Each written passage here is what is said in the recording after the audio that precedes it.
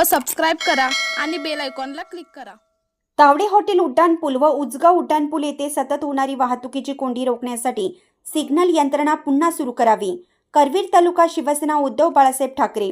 Tawde hotel उड्डाणपूल व उजगाव उड्डाणपूल येथे वाहतुकीची कोंडी होत असल्याने पोलिसांच्या सूचनेनुसार स्थानिक स्वराज्य संस्था व आमदार फंडातून सिग्नल यंत्रणा काही वर्षापूर्वी बसवण्यात आली।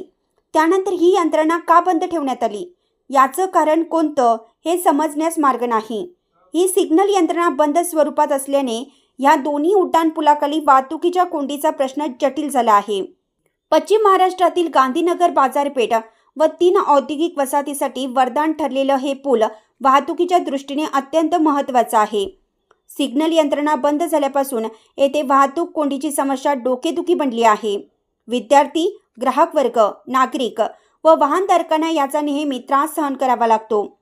प्रसिद्ध हुपरी चांदी बाजारपेठेसाठी व पुणे, मुंबईसह कर्नाटकात जाण्यासाठी हे पूल अत्यंत महत्त्वाचं ठरलं आहे। महाराष्ट्रातील हुपरीची प्रसिद्ध चांदी बाजारपेठ असो अथवा गांधीनगर पश्चिम महाराष्ट्रात प्रसिद्ध बाजारपेठ असो, येथे नेहमी गर्दी असते। त्यामुळे सिग्नल यंत्रणा बंद ठेवणे उचित आहे का? असं असताना येथील यंत्रणा बंद ठेवणे हे गैर व बेजबाबदारपणाचं आहे। ही सिग्नल यंत्रणा पूर्ववत सुरू करा, अन्यथा 8 दिवसात ही यंत्रणा सुरू न झाल्यास तीव्र आंदोलन उभारण्यात येईल। या मागणीचं निवेदन करवीर तालुका शिवसेनेच्या वतीनं माननीय आबासाहेब शिरगिरे, API गांधीनगर पोलीस ठाणे व माननीय मनोज खोत, API यांना देण्यात आलं।